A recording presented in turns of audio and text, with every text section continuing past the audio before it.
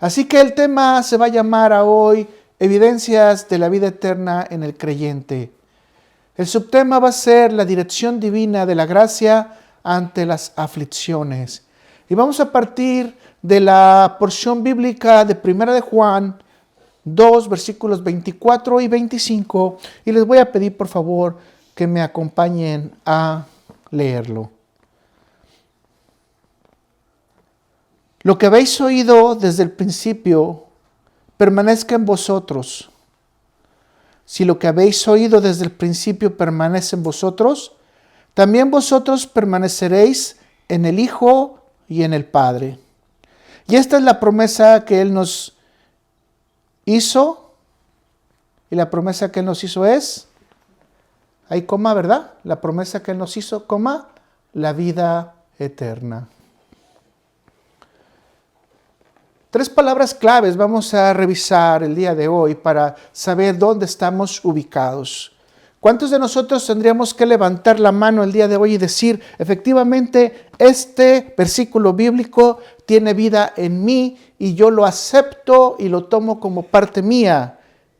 Y esta es la promesa que Él nos hizo, la vida eterna. Así que la palabra que nosotros estamos viendo como clave es permanecer, persistir, resistir y ser consistentes. Y estas palabras se transmiten a través de 132 veces en la Biblia con 123 versículos en la versión Reina Valera. La palabra tiene el sentido de quedarse firmes, constantes en Dios y en la instrucción, independientemente de las circunstancias que estés viviendo o que estén persistiendo. Mis hermanos, el persistir bajo las ordenanzas de Dios es aceptar el apoyo y la gracia que Dios nos da y las recompensas que Dios tiene para nosotros, mis hermanos. Y esta recompensa que nos está hablando en este momento, esta porción bíblica es muy espectacular. La salvación, la vida eterna. Así que, mis hermanos, la mayoría de creyentes hemos llegado a un momento que son etapas, voy a decirlo de esta manera, y síganme en esto. Algunos de nosotros hemos llegado a los rudimentos de la fe, y como hemos llegado a los rudimentos de la fe esenciales, por ejemplo, como es el conocer a Jesús, el aceptarlo, el bautismo, y obviamente entender la resurrección, y esto nos lleva a pensar que hemos dado un paso grande, porque con el nuevo nacimiento hemos nacido hacia una vida espiritual. ¿Hemos pasado de qué? De estar muertos a tener vida. Y obviamente muchos nos quedamos ahí. Encontramos descanso en el Señor Jesús. Decimos, aquí estamos, todo está muy lindo. Aquí ya no nos movemos. Espero que usted no pueda levantar la mano y decir, sí, yo aquí estoy. Estoy en los rudimentos básicos.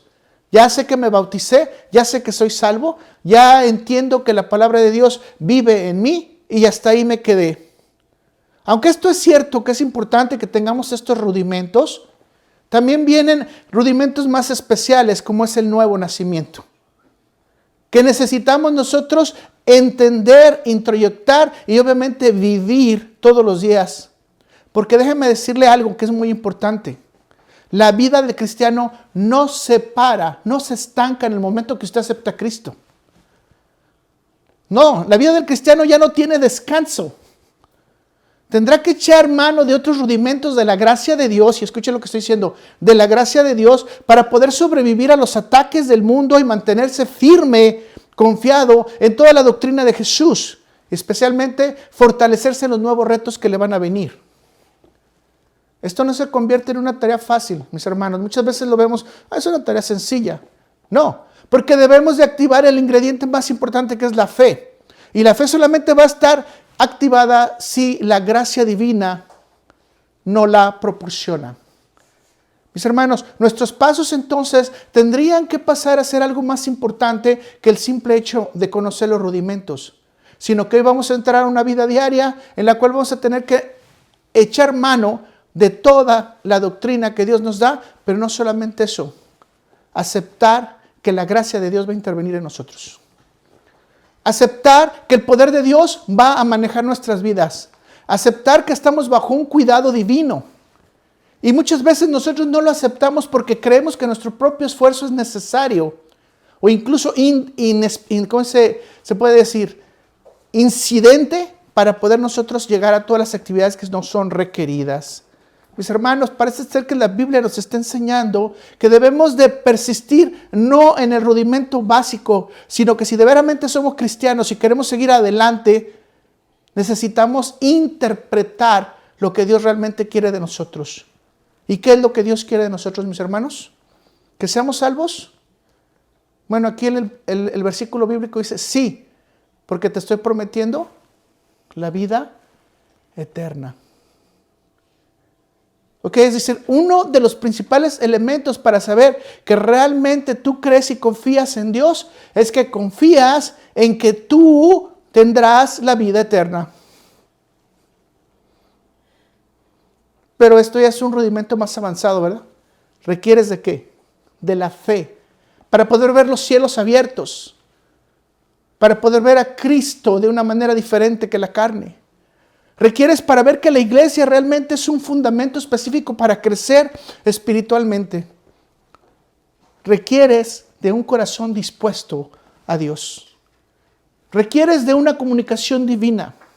De un fluido entre Dios y tú y Dios. Y especialmente de un testimonio tuyo con Dios y de Dios contigo. Una de las grandes formas de saber que Dios está trabajando con nosotros es cuando Él te da las señales vivas día a día o en cualquier experiencia que te pase en tu vida en donde Él ponga su mano poderosa. Pero a veces nosotros olvidamos esa mano poderosa. Escucha lo que te voy a decir entonces. Y esto es vital para nosotros. ¿Qué tanto crees en esta promesa? Que tendrás realmente vida eterna. Y la pregunta es, ¿realmente eso vive diariamente en ti? Porque si vive realmente en ti esa promesa, somos extranjeros en este mundo. No necesitamos visa, no necesitamos papeles. Somos embajadores de este mundo. No necesitamos un título, pero especialmente somos hijos de Dios. Todo esto, si tú eres creyente real, creyente ferviente, vas entonces que gritar y decir, Dios es bueno. Dios ha extendido su misericordia y especialmente tener que poner en tu corazón la divina gracia de Dios se apiadó de todo el cochambre que vive en este hombre caído, esta carne caída. Y ahora regreso entonces a la pregunta inicial que te hacía. ¿Cómo tú podrías dar testimonio de alguien que realmente sea un creyente verdadero? ¿O cómo podrías dar, en otra pregunta, testimonio de que tú y yo somos creyentes verdaderos?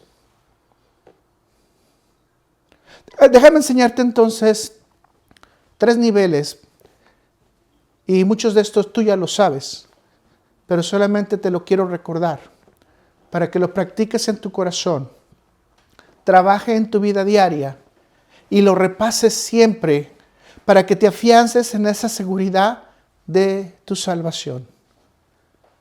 Si no tenemos seguridad de nuestra salvación, entonces pasamos a ser no de nuestro Padre Dios, sino de nuestro Padre el chanclas, el diablo. Así que vamos a empezar con la primera, evidencias de la permanencia en el Señor. Evidencias de la permanencia en el Señor. Déjame darte un dato curioso en la Biblia. Ezequiel estuvo acostado de lado por 390 días. Escucha, 390 días, más de un año, cargando las culpas y el pecado del pueblo de Israel. ¿Y sabes qué? Ezequiel no desmayó, permaneció. Y esto tú puedes leer un poquito más en Ezequiel 4, versículos 4 al 6. Pero ¿cómo es que Ezequiel pudo permanecer? Bueno, porque Dios le dio de su gracia para que él pudiera permanecer 390 días acostado de lado. Imagínense, y yo esto lo comparé, cuando una persona pierde la conciencia o cuando le da un stroke, un infarto cerebral, que ya no puede hablar, que tiene que estar en un hospital, queda en el hospital totalmente desmayado, vamos a decirlo de esa manera, inconsciente la persona y tiene que mantenerse. Inconsciente la persona no siente. Y hay veces que ya a las 2, 3 semanas, 4 semanas empiezan a salir las llagas. O empieza a haber sudoración, comezón, picazón, ardores en la piel. O sea, empieza a haber infecciones, bacterias, etcétera, ¿no? Ahora yo me pongo a pensar que 390 días él estuvo sobre su lado derecho y la Biblia no reporta que Ezequiel sufrió una sola llaga. ¿La razón? ¿La razón? Dios, con su gracia, lo estaba fortaleciendo. Que la gracia del Señor nos fortalezca hoy, mis hermanos. O sea, eso es algo que tenemos que ver. Que permanecer en Dios depende de la gracia divina. Fíjense cómo la vida del cristiano no es estática. Yo siempre lo he dicho así, aunque a veces me han criticado. Lo que se estanca apesta. Se echa a perder. Por eso la Biblia habla del lodo cenagoso.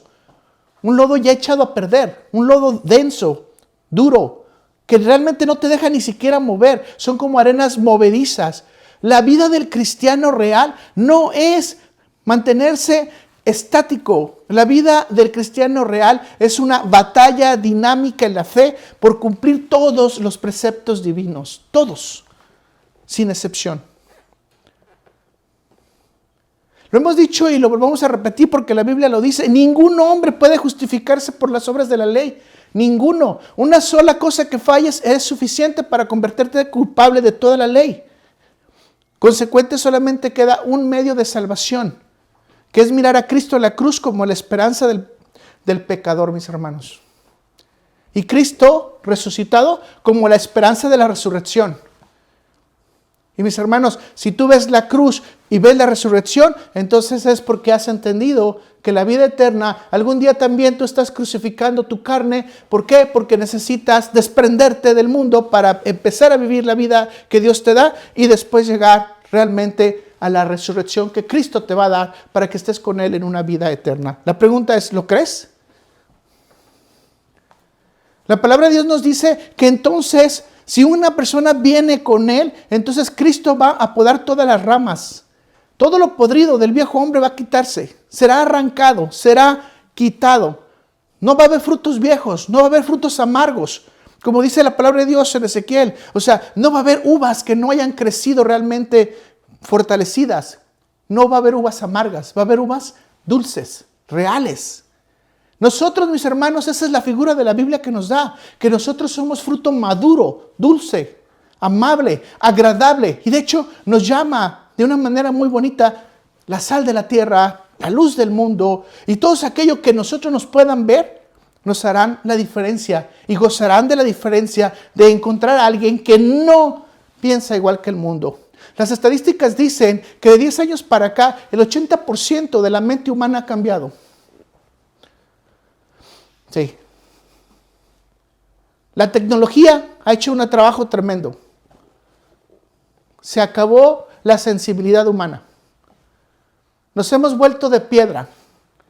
Se acabó la interacción humana, la necesidad del uno con el otro. Se acabó la comunicación. Se acabó el tener bondad y ayuda para los demás. Ahora, usted imagine cómo esto va a transcurrir en otros 10 años más. Si esto nada más ocurrió en simplemente 10 años, una década. El tiempo va rápido. Cristo regresa ya pronto. Está haciendo de nosotros arrancado todo lo que realmente nosotros queremos y amamos. La sociedad está en contra de Dios. Los grupos, el pecado, en contra de Dios. Gente que no alcanza a distinguir entre un perro y un hijo. Gente que no alcanza a distinguir entre una computadora, un teléfono y la diversión. Fíjese lo que le estoy diciendo. Lo que antes era diversión, ahora se ha convertido en tu yugo, en tu dueño. Incluso tú te has convertido en esclavo de esta tecnología. Pero el nuevo hombre es dinámico. El nuevo hombre es dinámico. Y como es nuevo, es dinámico un nuevo hombre, ¿qué es lo que debe hacer? El nuevo hombre depende ya no de la tecnología. El hombre nuevo depende de lo que Dios inyecte en su corazón para empezar a dar frutos y para enseñar las evidencias de lo que es realmente la salvación. Y a este momento yo le diría, si estamos entendiendo cuál es la primera evidencia de la salvación, que ya no tienes amor al mundo, sino tienes amor a Dios. ¿Entiendes que eres dependiente de Dios y que no eres dependiente del mundo? Mis hermanos, esto es muy importante. Ahora les voy a dar entonces 3 puntos de dónde debemos de permanecer. Hay más, recuerde que hay más. Siempre le estamos dando nada más un arañón a toda esta información. Recuerde que si ponemos a profundizar, cada uno de estos puntos nos llevaría horas. Así que el primer punto sería, para permanecer en Dios necesitamos seguir el ejemplo de Cristo. Seguimos el ejemplo de Cristo. Y ve lo que dice Juan 2, versículo 6. Primera de Juan 2, versículo 6. El que dice que permanece en Él, debe andar como Él anduvo. Voy a repetir esta frase que dije hace rato. Lo primero que debemos de hacer nosotros es probarnos a nosotros y decirnos que ante cualquier circunstancia, escúchame, ante cualquier circunstancia, Dios ha sido bueno. Repítalo en usted. Ante cualquier circunstancia, Dios es bueno en mí. Dios es bueno en él. Dios es bueno en ella. Es muy importante, mis hermanos, nosotros declararnos en bancarrota y aceptar nuestra corrupción y creer en fe que Cristo nos está limpiando del pecado. No es suficiente que yo sepa que Él es el único Salvador. Voy a repetirle, no es suficiente que usted sepa que Jesús es el único Salvador. Debo de probar en mi carne que realmente creo que voy a probar su carne y voy a probar su sangre y debo de tener una unión vital con Él. Hay muchas religiones que creen en Jesucristo. Para muchos, Jesús no es el Salvador. Hay otros lugares, otras personas, otros personajes que para ellos es el Salvador o es la Salvadora. De hecho, hemos llegado hasta mitos humanos en que algunas personas creen que ellos pueden ser el medio de salvación. Y algún tipo de sacerdocio, de hecho, ellos creen que son el medio de salvación. Algunas religiones no creen que Jesucristo es suficiente, sino que es necesario hacer algo más para que usted tenga salvación. Dice la palabra de Dios entonces que debo de probar su carne y su sangre y debo de tener una unión vital con Él. Ve lo que dice Juan 6, versículo 56. El que come mi carne y bebe mi sangre, en mí permanece. ¿Y qué dice? Y yo en él. Aquí tenemos una gran promesa, ¿verdad? ¿Qué distingue al creyente de los demás? Que Cristo permanece en el creyente. Mis hermanos, este versículo bíblico ha sido ampliamente criticado. De hecho, yo creo que ha sido de los más apedreados. Y más por el grupo judío. ¿Por qué? Porque dicen que esto se considera como la base del canibalismo que está totalmente prohibido en la Biblia. Usted no puede tomar sangre, no puede comer sangre de un animal, mucho menos puede comer sangre de un ser humano. Sin embargo, Jesús está hablando metafóricamente para decir que debemos ser totalmente como Él es en sus acciones. Por 3 años y medio nos mostró cómo debería de ser una persona moralmente, cómo debería ser un maestro moralmente y cómo debería dirigirse moralmente ante los demás. Cómo debería desprenderse el amor, la bondad, quitar el sufrimiento, ayudar a la fe, etcétera, etcétera. Y podemos ver muchos ejemplos de Jesús haciendo eso. Jesús lo que nos está diciendo es cómo tengo una vida espiritual que yo quiero que tú tengas. ¿Cuál es la vida espiritual? Que busques a mi Padre todos los días, que ores con Él, que todo lo que pidas en mi nombre al Padre te será concedido. Obviamente tú tendrás que pensar cuánto tiempo de oración, meditación Jesús tenía con el Padre. Y nosotros espiritualmente a veces no tenemos ni 5 minutos para hablar con Dios. En concreto y de manera sencilla, Cristo nos está diciendo que debemos de ser como Él.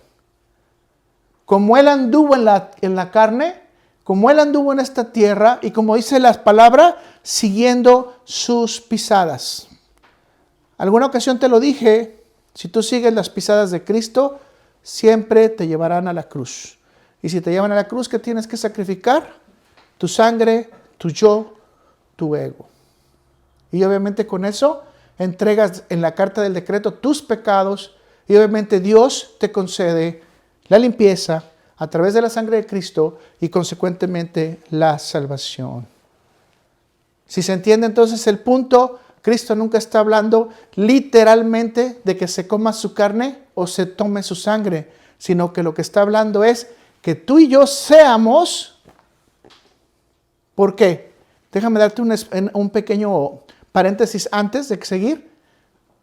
La Biblia dice que en la sangre está la vida. Así que, si comemos su carne, vivimos en la vida espiritual y en la vida carnal. ¿Cómo? Con vida. Con vida, no con muerte. Si nosotros no reconocemos a Cristo, entonces vivimos una vida en muerte. Espiritualmente separados de la salvación y separados de la vida eterna. Vamos al punto 2. Entonces, la participación del Espíritu Santo en nuestra vida. En 1 de Juan 4, versículo 13 dice, en esto conocemos que permanecemos en Él y Él en nosotros, en que nos ha dado de su Espíritu. Miren qué hermoso es Jesús. Si vemos la anterior porción bíblica que estábamos leyendo en Juan 6, versículo 56, dice que Él permanece en nosotros. Pero no solamente nos da este regalo, sino que ahora nos da otro regalo más. ¿Cuál es? Que nos ha dado de su Espíritu.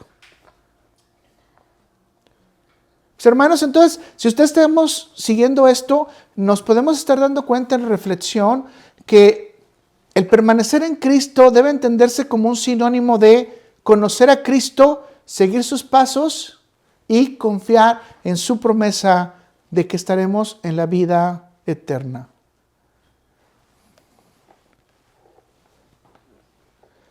Todo esto solamente va a tener éxito si podemos entender el siguiente rayo de luz, la siguiente llamarada o la siguiente llamada que Jesús nos da, que es decir, aceptar al Espíritu Santo de Dios guiando nuestro corazón. Y aquí está la cuestión. Si es una persona que está guiando su corazón, usted tiene que escucharle. Conforme a las Escrituras, el Espíritu Santo cohabita internamente en el creyente. Mis hermanos, el Espíritu Santo no cohabita afuera del creyente. Hay canciones que, por ejemplo, yo he escuchado que dice, ven Espíritu, ven y llena este lugar de poder, y ven y llena este lugar de milagros. Bueno, si usted es creyente, el Espíritu Santo cohabita internamente con usted. Él habita en los corazones, en las almas y en las mentes de los hombres que ellos quieren o conocen a Jesús. O sea, no están esperando cuando usted llega a una congregación a que le canten, ven Espíritu, ven. El Espíritu Santo ya viene con usted. Ya camina con usted.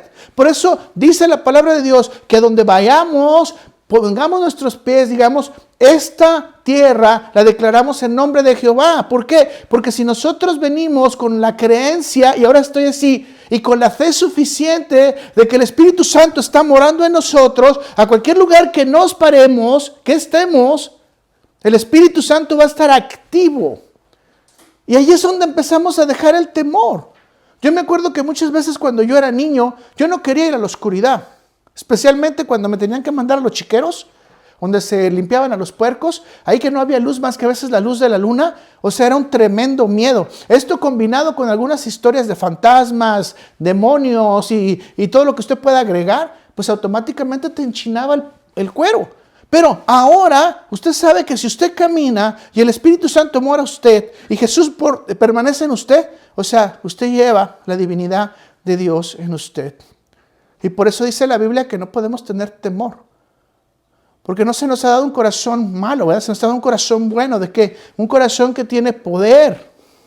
Pero no por usted, no por mí. Tiene poder por la divinidad de Dios, por la gracia de Dios actuando en nosotros. Y usted se da cuenta, esto es espectacular, es sobrenatural, mis hermanos. Totalmente sobrenatural, difícil de entender. Por eso que ahora estamos metidos en el teléfono, viendo los gráficos, las películas, las caricaturas, lo que usted quiera ver.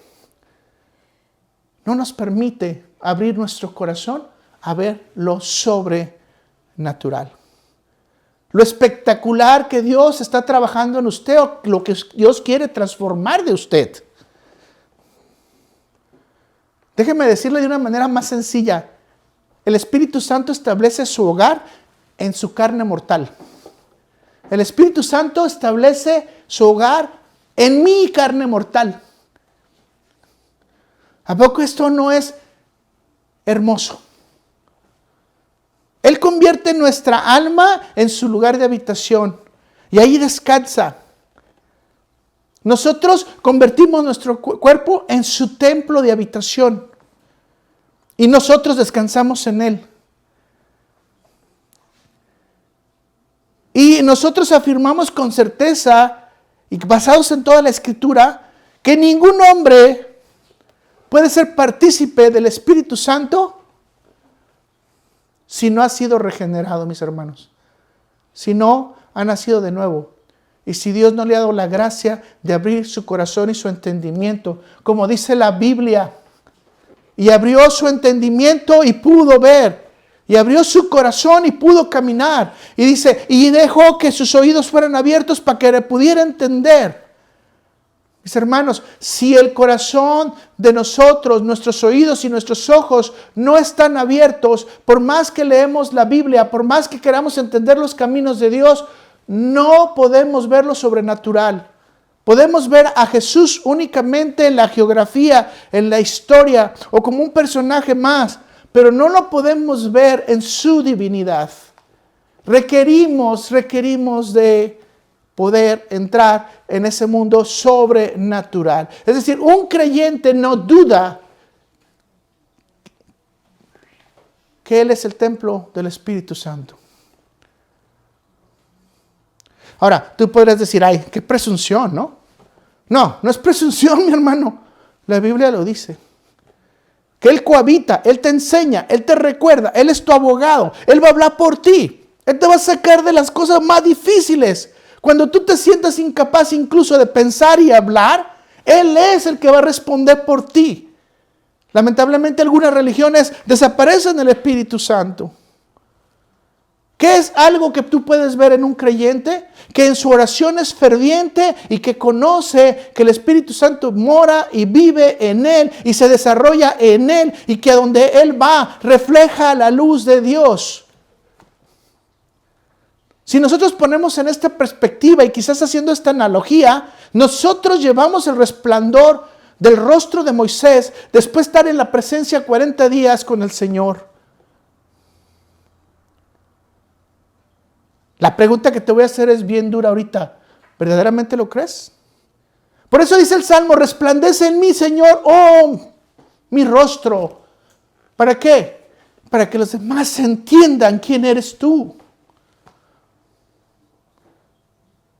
Un verdadero creyente, mis hermanos, practica la permanencia de la divinidad con Dios. Ahora, no se va a andar jactando, ¿verdad? Yo tengo la capacidad de hacer milagros.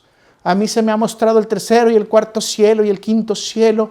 Mis hermanos, Dios no necesita mostrarnos lo que ya nos mostró. Pero Dios sí puede trabajar contigo de manera sobrenatural. Especialmente cuando tú entiendes los caminos que Él nos ha dado. ¿Cuál es la primera pauta que Jesús dice? Y no los dejaré huérfanos, les enviaré al Consolador para que Él les recuerde todas las cosas que los he enseñado.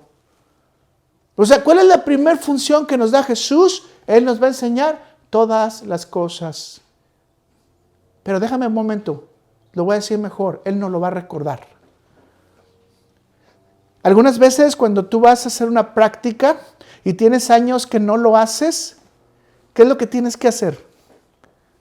Volver otra vez a hacerlo, volver otra vez a practicarlo y ver cuáles son los pasos que tienes que seguir. De alguna manera u otra, se te olvidó.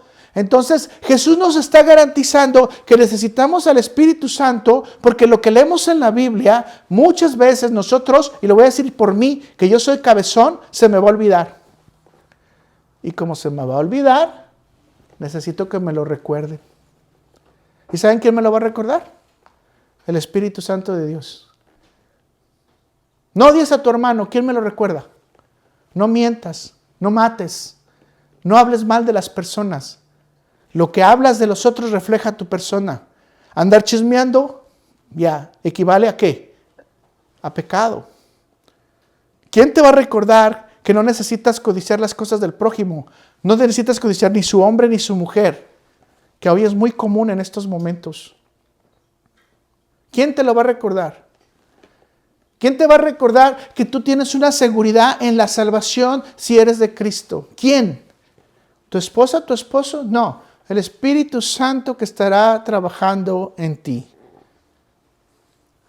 Así que mis hermanos, si permaneces en Cristo, tenemos que andar como Cristo anduvo, tenemos que seguir su ejemplo, pero tenemos que aceptar la luz admirable que Jesús nos da a través de su Espíritu Santo. Pero déjame darte otro punto más. Para permanecer necesitas no practicar el pecado. Hemos dicho hasta el cansancio muchas veces que vamos a pecar, porque si decimos que no pecamos, hacemos a Dios mentiroso. Pero nosotros no somos practicantes del pecado. En 1 Juan 3:6 dice, todo aquel que permanece en Él, si estamos hablando en permanecer, ¿verdad? Todo aquel que permanece en Él, que dice, no peca. Todo aquel que peca no le ha visto ni le ha conocido. La Biblia asegura en el libro de los Hebreos que Jesús nunca pecó. Pedro dice que Jesús nunca se le encontró pecado. Considerando este tópico, entonces, una de las evidencias tangibles que tenemos como seres humanos caídos de que realmente Dios está trabajando es que nos alejamos de la transgresión, que nos alejamos de fallar en el blanco. Es decir, en otras palabras, el pecado no es parte del equipaje que debe de llevarse en la maleta del creyente. Es buen día hoy para despojarte de tus pecados. Es un buen día para solicitar la ayuda del Espíritu Santo y decir, si tengo algún odio, algún rencor, algún resentimiento, si tengo alguna venganza, alguna diferencia, ayúdame, Señor, a reconciliar. Ayúdame, Señor, a estar primeramente bien contigo y después con los demás. Si tengo alguna práctica de la mentira, por ejemplo, ayúdame, Señor, a no continuar haciéndolo. Vuelvo a repetir, el pecado no es parte del equipaje que debe de llevar en la maleta de un creyente. Mis hermanos, si bien es cierto, no estamos siendo glorificados, no estamos en la perfecta gracia. También es cierto que el ejemplo de Cristo y la guía del Espíritu Santo nos pueden llevar a vencer la tentación, a vencer la frustración, a vencer nuestra naturaleza y especialmente a respetar a los demás. La mayoría del pecado viene porque no respetamos a los demás. No valoramos a los demás. A veces es necesario que una persona no esté contigo, a veces es necesario que tu carro no lo tengas para que te des cuenta lo que Dios te ha dado en su gracia. Muchas veces yo he escuchado matrimonios que dicen, ojalá y esta mujer se vaya 8 días, o este hombre no esté conmigo 10 días, y en esos 8 o 10 días que no está, se vuelve un caos. Son deseos que vienen en la cabeza. A veces los jóvenes piensan, ay, ojalá y mis papás desaparecieran, ¿no? Sus reglas no me gustan ya, ojalá y se vayan. Quisiera crecer para que ya esto acabe. Mas, sin embargo, esto retumba en el corazón de un hombre transformado. Porque lo primero que entiende, que la autoridad se debe de respetar. Y esto es muy importante, mis hermanos. Si nosotros aprendemos a respetar a los demás, aprenderemos a dar un paso grande en no practicar el pecado. ¿Le digo algo bien importante? El pecado no solamente daña a los demás, el pecado le daña a usted mismo, a usted misma. Y le digo una cosa, la práctica del pecado nos lleva simplemente a oscuridad. El decirle a Dios, ayúdame a salir de esto, nos lleva a la luz admirable que es Cristo Jesús. Con estas 3 evidencias, entonces, el tener un ejemplo semejante al de Cristo y caminar semejante a Cristo, en llevar la guía del Espíritu Santo y el alejarnos de la práctica del pecado, son pruebas evidentes, mis hermanos, de que estamos caminando en la salvación. Y de hecho Jesús nos ayuda mucho diciéndonos cómo a los discípulos de Él los va a recompensar porque ellos permanecieron en Jesús cuando Jesús estaba en las pruebas. Vamos a ver en Lucas 22, versículos 28 al 30. Pero vosotros sois los que habéis permanecido conmigo en mis pruebas. Yo pues os asigno un reino como mi Padre me lo asignó a mí, para que comáis y bebáis mi mesa en mi reino, y os sentéis en tronos juzgando a las 12 tribus de Israel. Y esto mismo se va a volver otra vez a repetir en Apocalipsis, en cuanto que la afirmación de que de los 24 ancianos sabemos que 12 serán los apóstoles de Cristo, porque esta promesa Cristo se los estará dando. Ellos juzgarán las tribus de Israel. Ahora, mis hermanos, nuestra recompensa es similar si estamos permaneciendo en Él. Estaremos en las bodas del Cordero. Y si permanecemos en Él, mis hermanos, somos fieles. La palabra que usted está hablando ahorita aquí, clave es fiel. Usted y yo somos fieles. ¿Qué significa fidelidad? Que nosotros no traicionamos nunca a Dios. Y aquí esto nos lleva precisamente al ejemplo. Hubo un discípulo de Jesús, porque no fue apóstol él, que caminó 3 años y medio con Cristo, que de hecho puso su pan en su sopa. Voy a decir de esa manera, ¿ok? No sé si era caldo o era otra cosa. Comió. Cuidó del tesoro del reino. Escuchó las enseñanzas de Jesús. Y muy claramente, de acuerdo al libro de Lucas, anduvo entre esos 70 que hicieron grandes milagros. Mis hermanos, Judas terminó por una última decisión: traicionar a Jesús. Le quería preguntar si en usted está trabajando para que usted camine conforme al ejemplo de Cristo. Si la guía del Espíritu Santo está en usted y si usted se está apartando del pecado, porque se da cuenta las recompensas son grandes. Recompensas muy grandes que Dios nos está dando. Mis hermanos, con el simple hecho de que Jesús dice que vamos a vivir una vida eterna en la casa del Padre para siempre, sería suficiente para que nuestro corazón se encendiera, para que nuestro corazón prendiera de amor, de adoración, de alabanza a Jesús. Sería suficiente. Así que tu primer punto es sencillo: permanece permanece en el ejemplo de Cristo, permanece en la guía del Espíritu Santo, permanece evitando el pecado. Pero ahora vamos a ver el siguiente punto, perseverar en donde, en la instrucción. Perseverar en la instrucción. Esto me hace recordar a mí a Daniel. Recuerdan que los dirigentes hicieron un complot contra Daniel y no hallaban cómo hacerlo que éste cayera en manos del rey. Entonces se firmó un edicto que por 30 días no se podía adorar a nadie más que la imagen del rey. Entonces el rey Darío firmó este edicto. Pero Daniel fue fiel ¿a qué? A las ordenanzas y a la instrucción de Dios. A Daniel se le había instruido que tenía que orar 3 veces al día, como es la tradición judía, como es la tradición de Israel. Y Daniel nunca dejó de orar.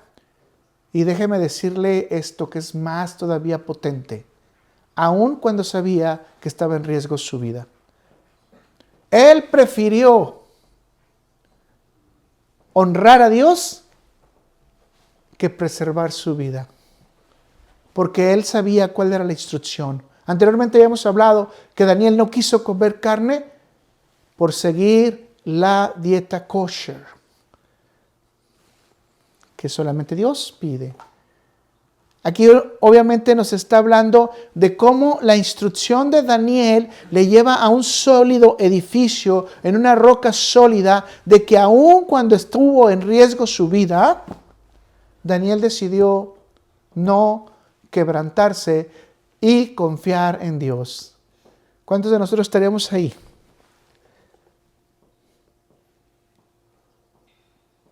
¿Cuántos de nosotros? Que digamos, este es nuestro fundamento y que cuando estemos en la prueba, delante de la corrupción y en donde podemos negar la verdad de Dios, realmente salgamos avantes, pongamos la cara y digamos, no, esto es lo que Dios quiere de nosotros. Y por lo tanto, no acepto la corrupción del mundo, aun cuando venga en contra de mi propio mal. Le platico un caso rápido. Hubo un señor hace unos días que allá por Centroamérica, su hijo fue y mató a otro muchacho. Obviamente lo hizo tan perfecto el crimen que nadie se dio cuenta. Vino y lo dijo a su padre. Su padre, con dolor en su corazón, fue a la autoridad y le dijo, mi hijo mató a este muchacho así y así asado, lo vengo a entregar.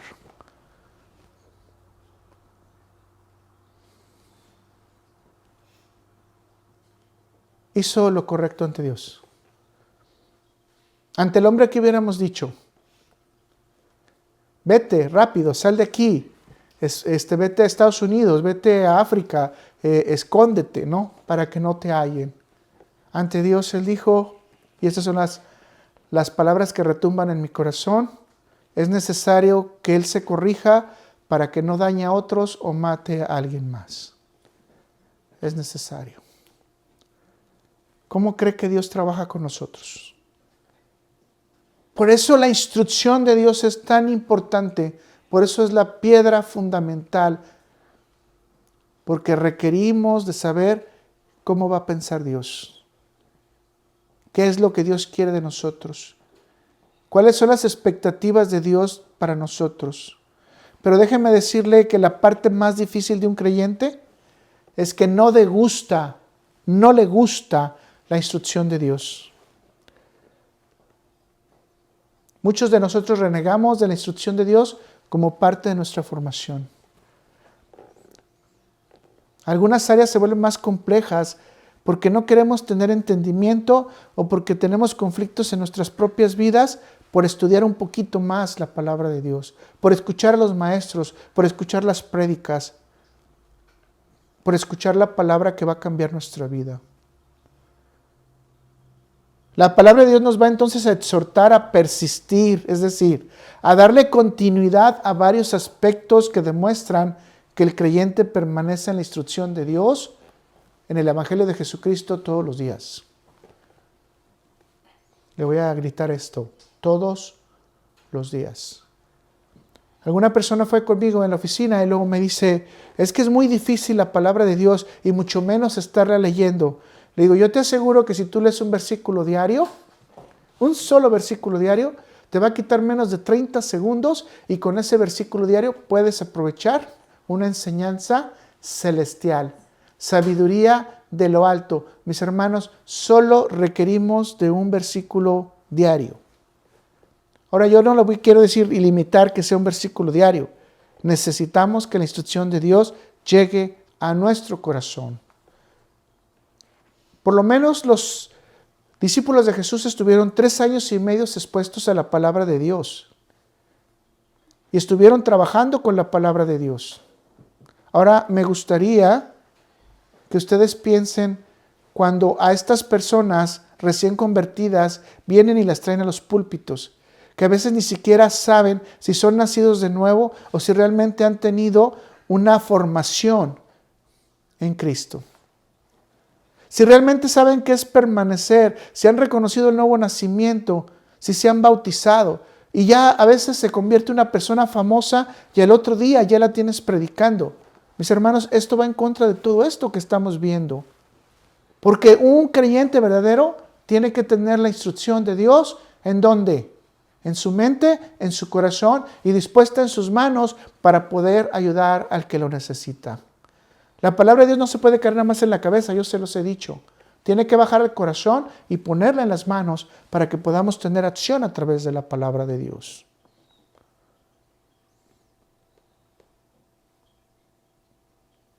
Si esto es claro, necesitamos aprender diariamente de la palabra de Dios que se encuentra en este libro, 66 libros compilados que se llama Biblia, Biblión, 39:27.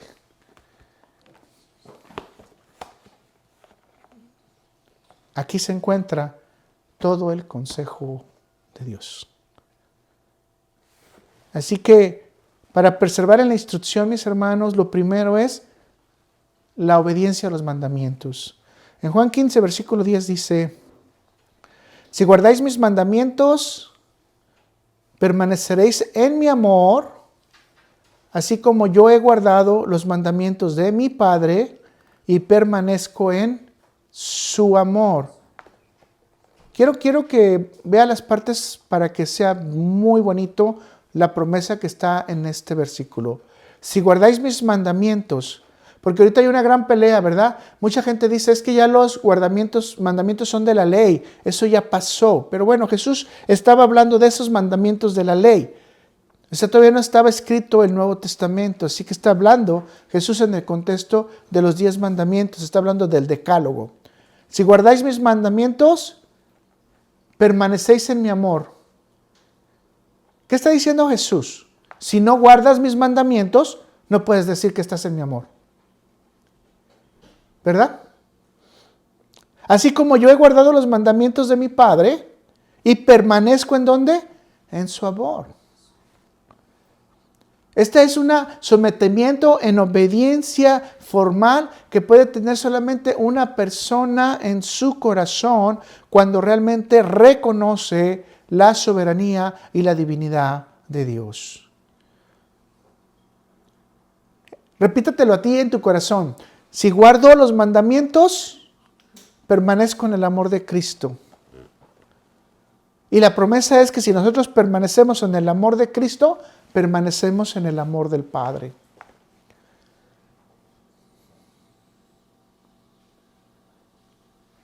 Como te das cuenta, entonces, los mandamientos nos llevan no solamente en nuestras mentes, sino que también dirigen nuestras voluntades y transfieren también nuestros afectos hacia los demás.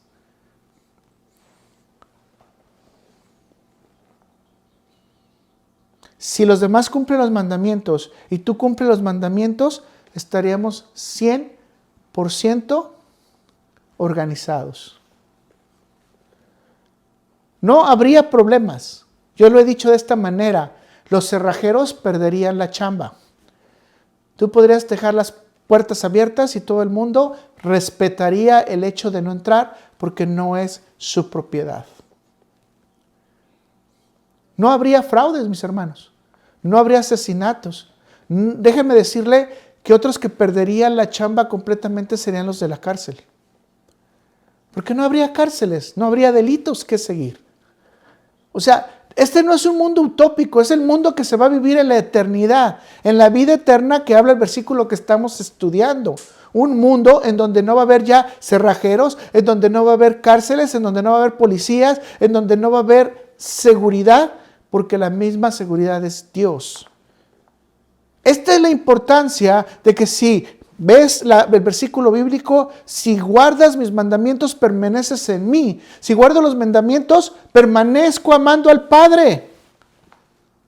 Permanezco amando a Dios, pero también permanezco amando al público, a los que me idolatran. No, permanezco amando al prójimo. Y esto es bien importante. Porque Dios es quien nos va a dar la guía de respeto para la convivencia con los demás. ¿Usted se ha imaginado qué sería un mundo sin asesinatos, sin violaciones, sin robos? ¿Se lo ha imaginado? Sin pecado, sin transgresión, sin codicia, sin envidia, sin celos, sin contiendas, sin avaricias, sin fornicación, etcétera. ¿Se lo ha imaginado? Esa es la vida eterna. Si no se lo ha imaginado, empiece hoy. Empiece hoy, porque esa es la promesa que Cristo nos tiene lista. Esa es la práctica que a veces no estamos viendo lo extraordinario. No estamos viendo lo formidable de lo que el Padre nos está preparando, porque lo vemos como cotidiano. Así que, mis hermanos, Dios es quien nos da la guía de respeto, la guía de amor, la guía celestial y la guía moral para convivir con el prójimo. Vaya a 1 Juan 3, versículo 24, por favor, y vea lo que dice. Y el que guarda sus mandamientos permanece en Dios y Dios en él. Y en esto sabemos que Él permanece en nosotros por el Espíritu que nos ha dado. Tenemos al representante divino morando en nosotros. Le voy a volver a hacer la pregunta. ¿Cree realmente que usted tiene la divinidad de Dios morando en usted? O quizás está como yo, que mi fe quizás no alcanza tanto para pensar que inmenso regalo de la gracia no lo merezco. Pero ¿sabe qué? Dios no nos dijo que lo mereciéramos, ¿verdad? ¿O si se da cuenta? Que en la Biblia nunca habla que nosotros hagamos méritos, obras para merecer la venida del Espíritu Santo a nosotros, ¿verdad? Sino que ¿quién nos lo otorga? ¿Quién nos lo da? El Padre nos lo da a través de la petición que Cristo hizo por nosotros, mis hermanos. Vuelvo otra vez a repetirle y voy a remarcar. ¿Usted verdaderamente cree la divinidad que vive en usted? Y empezarse a imaginar ese mundo que Dios le va a tener ya de vida eterna. ¿Y qué le parece si usted y yo podemos empezar a practicarlo hoy en este mundo terrenal caído? Que no vamos a ser perfectos todavía. Vuelvo a repetir, falta la glorificación, pero sí tenemos la oportunidad de que Dios nos guíe a toda perfección. No olvide entonces que la regla es que Dios es amor y por su gracia Él designó que la divinidad de Él viva en nosotros. No por nuestros méritos, no por nuestras obras, sino por la justificación que Jesús hace en la cruz para nosotros y por nosotros. Voy a empezar otra vez a preguntar lo que dije al principio. Con todo lo que hemos hablado, ¿usted ya ha pensado en un hermano, en alguna persona de la cual usted pudiera dar testimonio y decir, definitivamente esta persona es de Cristo? ¿Esta persona es salva? ¿Esta persona ya está teniendo una vida eterna real? Ya vive en este mundo como una vida eterna real porque ya entendió que la divinidad de Dios está en él, la divinidad de Dios está en ella. Que ya lo entendió, que ya lo procesó, pero lo más importante que ya lo está viviendo porque en humildad, escuche lo que le estoy diciendo, porque en humildad aceptó el regalo de la gracia, que es el Espíritu Santo morando en ella o morando en él.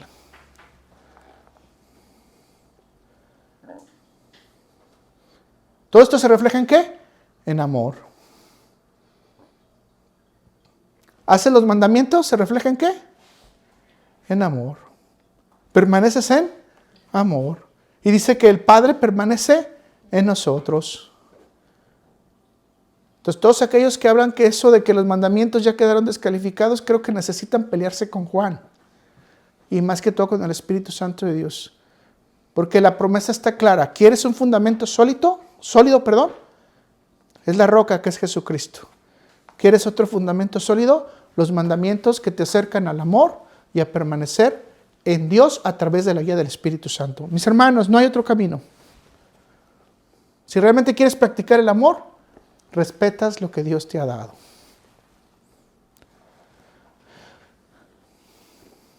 ¿Qué debemos de hacer entonces para seguir en la instrucción? Permanecer en la palabra. Punto número 2, permanecer en la palabra. En Juan 8:31 dice, dijo entonces Jesús a los judíos que habían creído en él. ¿A quién se está dirigiendo Jesús, mis hermanos? No nos salgamos de contexto. Jesús se está dirigiendo a su pueblo, ¿de acuerdo? Si vosotros permanecierais en mi palabra, seréis verdaderamente mis discípulos. Este es uno de los grandes problemas de las personas creyentes nacidos de nuevo. Que verdaderamente pueden considerarse verdaderos hombres de Dios o mujeres de Dios. Voy a volver a repetir. Batallan para estudiar la palabra de Dios. Hace rato hablaba con una persona que decía, mi esposo se opone a mí porque tengo un devocional diario. Y dice que tenemos que dejar de tragar la Biblia. Mis hermanos, yo lo diría al revés. Diariamente tenemos que tragar la Biblia. Y qué bueno que esta mujer se opone al esposo y que le da a sus hijos la palabra de Dios todos los días. Todo creyente debe de fortalecerse en la gracia de la palabra escrita y en el conocimiento que va a adquirir de Dios a través de la guía del Espíritu Santo. Vamos al 3. Trabajar en lo que eternamente permanece. Jesús nos enseña a ser ricos, pero ¿para quién? Para con Dios.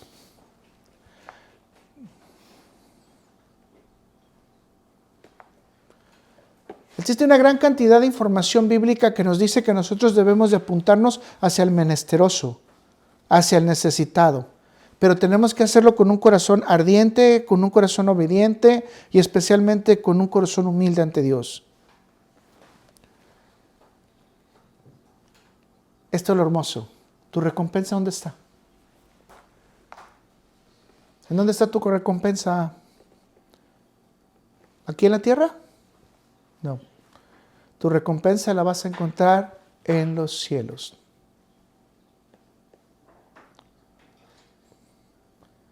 Vamos a dar un ejemplo nada más que se encuentra en Juan 6:27, que nos lo dice Jesús. Trabajad no por la comida que perece, sino por la comida que a vida eterna permanece, la cual el Hijo del Hombre os dará, porque a este señaló Dios, el Padre. ¿Cuál comida quiere Jesús que trabajemos? Por la comida eterna que permanece. Recordemos lo que dijo Jesús, que Él es el pan de vida, que Él es el agua eterna, que Él es la fuente de la salvación, que Él es el maná de la tierra, que Él es el maná que alimentó a los padres, pero especialmente que Él es, y lo voy a decir de esta manera, el único medio de la salvación, el jefe de la salvación.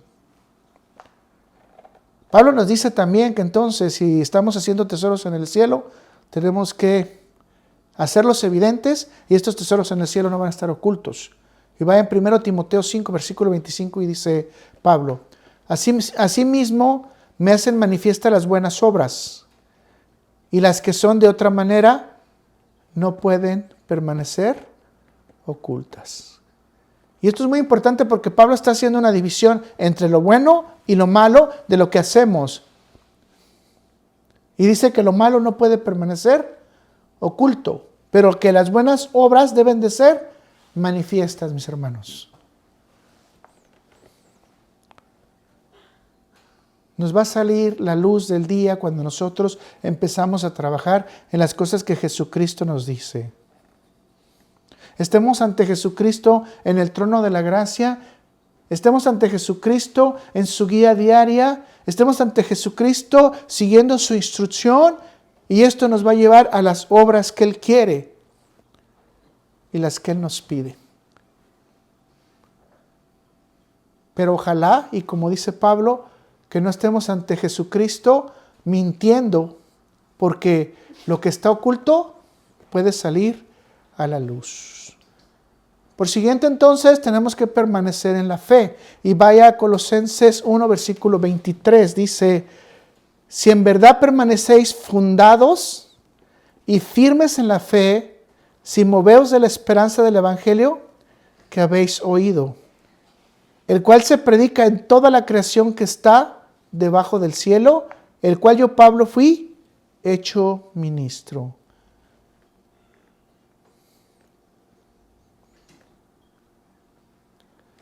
Usted y yo debemos de permanecer ¿en qué? En la fe. Y si permanecemos en la fe, permanecemos en obediencia. Si permanecemos en obediencia, permanecemos en la guía de Dios. Y esto demuestra que realmente estamos en el nuevo nacimiento. Aquí debemos llegar a una conclusión rapidísima, ¿verdad? Si permanecemos en la fe, tenemos una renovación en el amor. Amamos a Dios más por lo bueno que es, por la misericordia que ha extendido y por la gracia que nos da. Pero lo más importante es que esto nos enseña a aborrecer el pecado. Lo más importante es que vamos a tener una ferviente obediencia a Cristo. Vamos a tener una energía inagotable del Espíritu Santo que nos va a llevar a no perder la pista. Y especialmente a saber que va a morar en nuestro interior para que nosotros podamos salir adelante ante cualquier reto que nos pueda dar cualquier situación. Mis hermanos, ahora sí viene la cuestión. Las pruebas, las aflicciones, las tribulaciones no pueden llevarnos a desertar del Evangelio, sino a tener una fe y una mente más sólida para poder permanecer en Cristo. Que como lo hemos explicado hasta ahorita, es el único fundamento de salvación.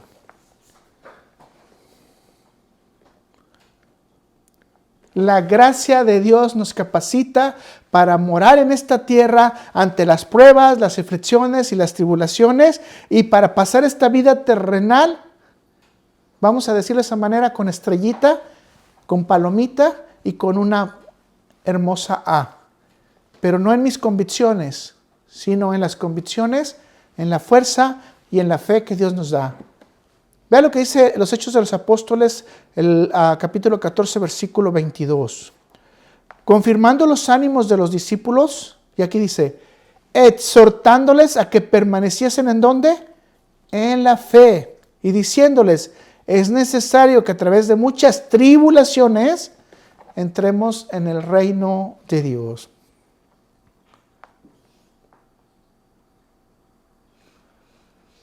Así que, mis hermanos, el creyente tiene que ocuparse en los aspectos de su salvación.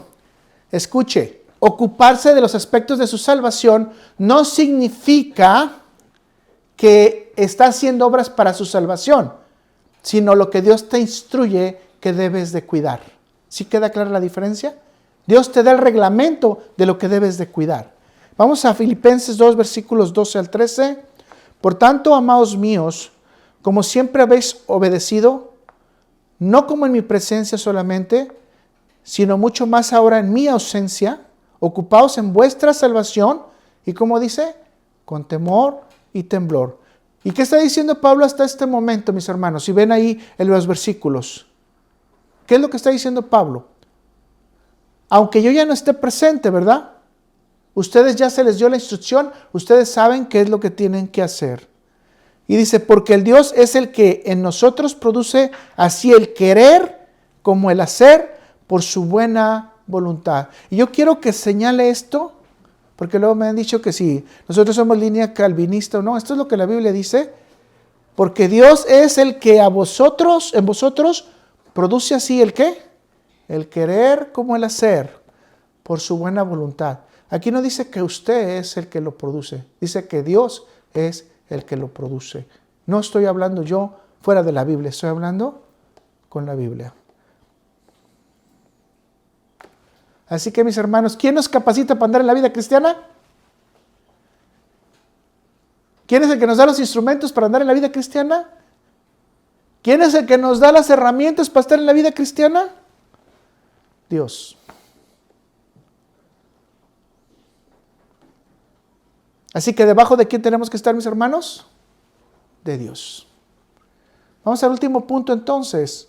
Si ya permanecemos y ya estamos instruidos, ¿ahora qué necesitamos? Aprender a resistir las dificultades, mis hermanos.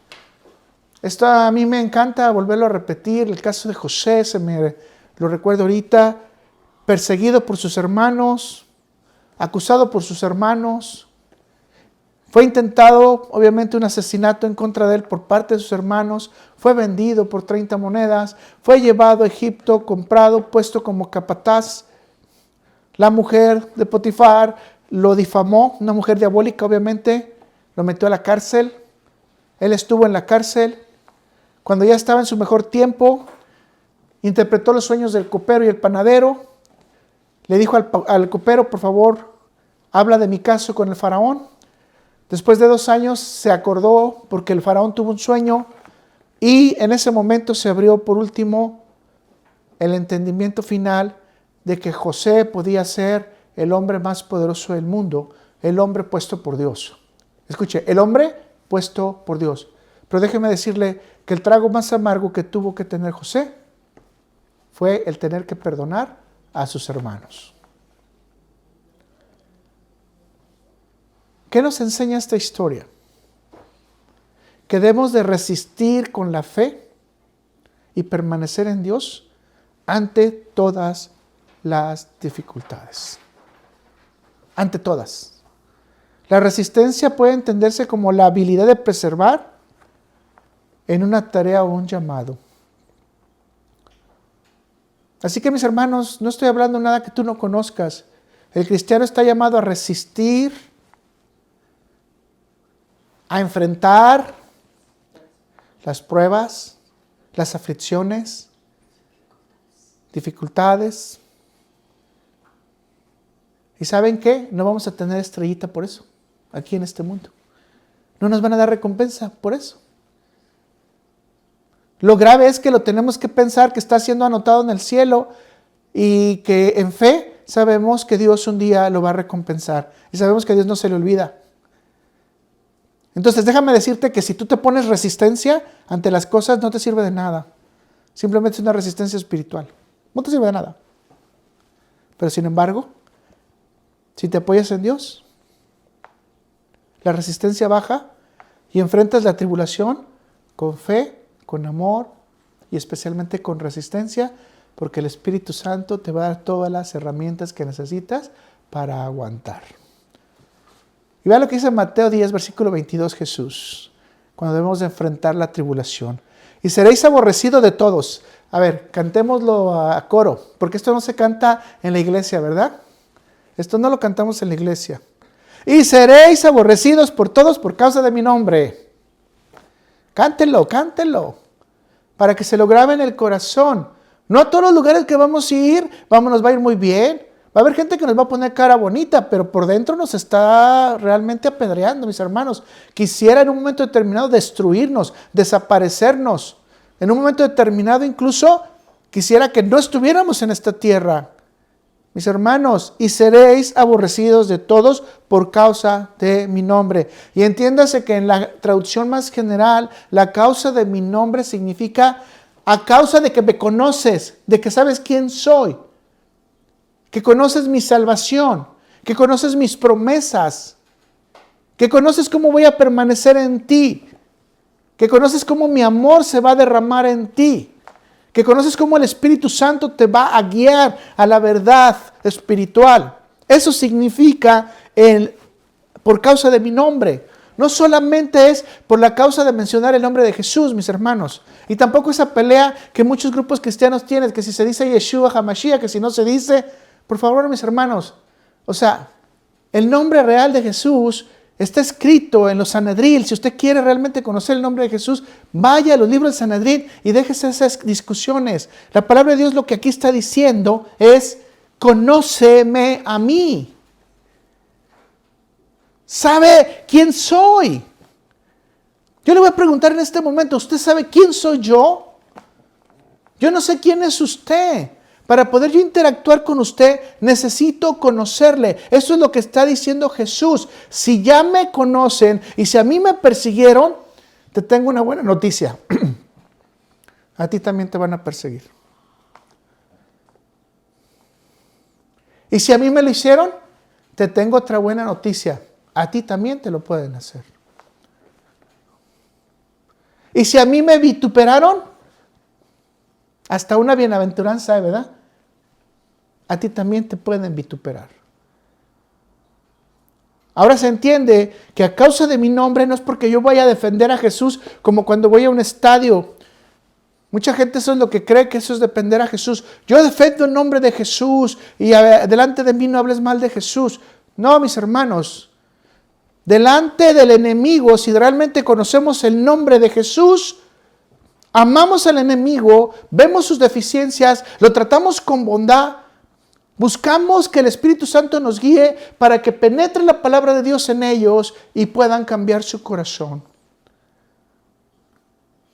No peleamos con ellos, peleamos con la palabra de Dios, porque conocemos a Jesús. Cuando a Jesús le quisieron poner la trampa de la moneda, de los impuestos, Jesús inteligentemente les dijo, denme una moneda. Y dijo, ¿qué es lo que ven aquí? Pues al César. Ok, dar al César lo que es del César y a Dios lo que es de Dios. Jesús se puso a pelear con ellos y dijo, ¿ahora me respetan porque yo soy el Hijo de Dios? Yo soy el mero jefe, yo los puedo destruir, los puedo deshacer. Y vaya que Jesús lo hubiera podido hacer, hacer los cachitos. Ahora, ¿quiénes somos nosotros para pensar que podemos hacerlo como un estadio de fútbol y defender chiquitibuna la chimbomba porque Jesús, ra, ra, ra? No, no se trata de porras. Se trata de que verdaderamente tú conozcas a Jesús de manera personal. Dice, más que el que persevere hasta el fin, ese será salvo. La palabra de Dios nos está diciendo que nuestra resistencia no asegura nuestra salvación, mis hermanos. Y es más, cuando somos atacados, puede ser que seamos más débiles y llegue en el momento en que sí negamos a Jesús. Pero las Escrituras sí nos enseñan lo opuesto. Dios, como parte de su obra redentora, afianza nuestra perseverancia. Y si Dios afianza nuestra perseverancia, no hay quien la quiebre. Y eso es toda la iglesia de los años 1800, donde se dio esa gran persecución eclesiástica, donde se mató a un montón de cristianos por 300 años consecutivos. Y todos perseveraron en una sola cosa, que sabían que iban a ver a Jesús en la eternidad. Vean lo que dice 1 de Pedro, capítulo 1, versículo 5. Que sois guardados por el poder de Dios mediante la fe para alcanzar la salvación que está preparada para ser manifiesta en el tiempo postrero. Note que dice que la salvación ya está preparada. No dice que la salvación va a venir después del juicio. Y no dice que ahí se van a separar los que son salvos o no. Lo que Pedro dice muy claramente, la salvación ya está preparada para el día postrero. Así que si nosotros nos separamos de Jesús, damos prueba de que nunca fuimos de Jesús. Si nosotros nos separamos de la verdad, damos prueba de que no somos o nunca hemos sido llamados realmente. Si nos separamos de la enseñanza, es porque no hemos sido realmente llamados. Si no creemos en que el Espíritu Santo mora en nosotros, tenemos un gran problema. Y aquí hay varias religiones que están metidas en esa discusión y en ese problema. Porque como lo hemos dicho hasta el cansancio, la palabra de Dios dice que nadie puede reconocer a Jesucristo como Señor, a menos de que sea por medio de ¿quién? Del Espíritu Santo de Dios. Ahora, recuerde que Dios no nos quiere pasivos. O sea, Dios nos quiere activos. Dije que nuestra salvación es dinámica, ¿verdad? Y Dios nos da una parte en ese proceso. Vea lo que dice en 1 Corintios 15, 58. Así que hermanos míos amados. ¿Cómo les dice Juan? Pablo. Hermanos míos amados. Con esto Pablo está confirmando que, mis hermanos, que él respeta los mandamientos, que Jesús permanece en él, que él es uno con el Padre y que él ama a Dios. Estad firmes y constantes, creciendo en la obra del Señor siempre, sabiendo que vuestro trabajo en el Señor no es ¿en qué? En vano. ¿Y qué dijimos? El trabajo que debemos de hacer es en los tesoros que pertenecen, siendo ricos ¿para quién? Para con Dios. Así que, mis hermanos, Dios nos conserva por medio de la fe para que continuemos resistiendo ante las pruebas, ante los ataques, ante las tentaciones, ante lo que el mundo nos ponga como trampas. De hecho, nos lleva a confirmar esta promesa que hemos estado hablando. Y usted lo puede ver en 2 Timoteo 2, versículo 12. Vea lo que dice Pablo a Timoteo. Recuerde que aquí estamos viendo la confirmación de esta promesa. Si sufrimos también, reinamos con Él. Si sufrimos también, ¿qué? Reinamos con Él. Si le negaremos, Él también nos negará. Está claro, debemos de tener un mismo sentir en Cristo. Así que la resistencia otorgada por la gracia nos puede enseñar algunas evidencias o resultados de nuestra nueva vida en Cristo. Ahora quiero nomás mencionarle ya en forma general los resultados de la resistencia por la gracia.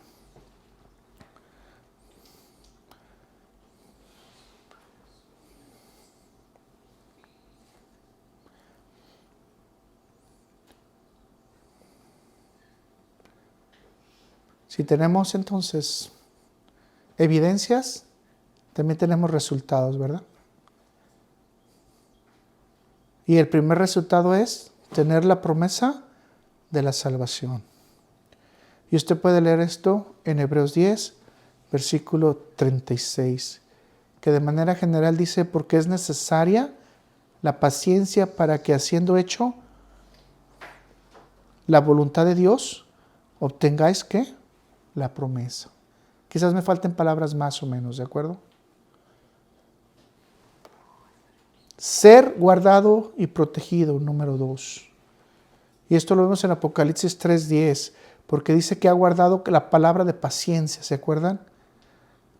Si nosotros guardamos la palabra de paciencia, dice Jesús, yo también los guardaré en la hora de la prueba. Hermoso, ¿verdad?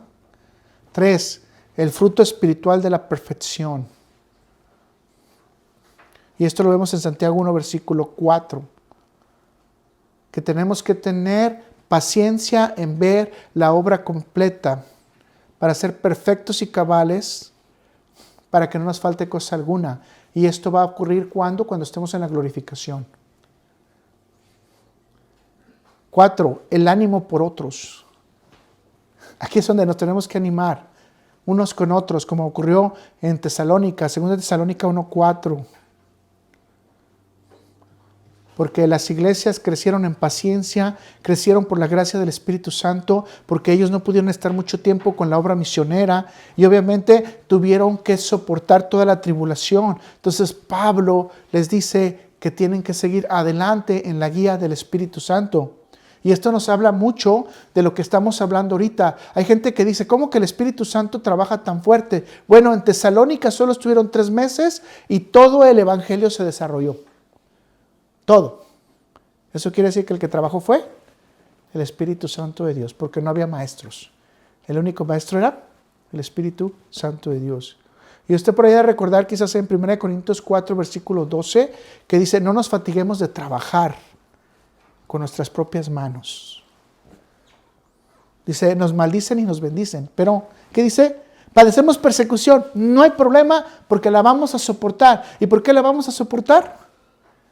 Porque estamos juntos todos trabajando en la misma obra. Y aquí es donde los cristianos andamos bien débiles ahorita. La mayoría de nosotros no trabajamos juntos, sino deshilamos la soga y la hacemos pedazos y si es posible hasta la quemamos. Fíjese lo importante que nos está diciendo. Si realmente estamos en un mismo Señor, en un mismo Espíritu, en una misma Escritura, en un mismo Salvador, tendríamos que estar más unidos que nunca. La conclusión es muy sencilla de toda esta enseñanza, mis hermanos. Tenemos evidencias y tenemos resultados. Permanecer en Cristo, preservar la instrucción y resistir las dificultades por medios de la gracia y la bendición, ya de antemano esto, mis hermanos, son grandes recompensas. Pero ahora la pregunta es, si usted me puede responder lo que yo le pregunté al principio. Si con todo lo que aprendió hoy, usted puede encontrar una persona que permanezca en Cristo, lleve la instrucción, crea en la vida eterna, verdaderamente manifieste el fruto del Espíritu Santo, no por mímica ni por fantasía, sino por realidad, y que realmente sea grato en estas recompensas, especialmente en el último, que dé ánimo a otros. Y que usted vea que tenga una protección específica de Dios y que Dios lo está perfeccionando para el futuro o la está perfeccionando para el futuro. Personajes bíblicos hay muchos, ¿verdad? David, por ejemplo, fue perfeccionado. Jonathan, que mucho no se habla. ¿Quién de ustedes quisiera tener como un amigo como Jonathan? Perfeccionado, aceptando la voluntad completa de Dios. Y bueno, yo quiero concluir aquí. Mis hermanos, espero que si no podemos hablar de otros, dar testimonio de otros, por lo menos sí dar testimonio de que nosotros somos de Dios. Y voy a terminar leyendo el versículo. Lo que habéis oído desde el principio permanezca en vosotros. Si lo que habéis oído desde el principio permanece en vosotros, también vosotros permaneceréis en el Hijo y en el Padre. Y esta es la promesa que Él nos hizo, la vida eterna. ¿Listos para agarrar la promesa? O lo voy a decir de otra manera, ¿listos para creer en la promesa? ¿Listos para vivir en la promesa? Haga el ejercicio, piense cómo sería la vida sin pecado. Vamos a orar.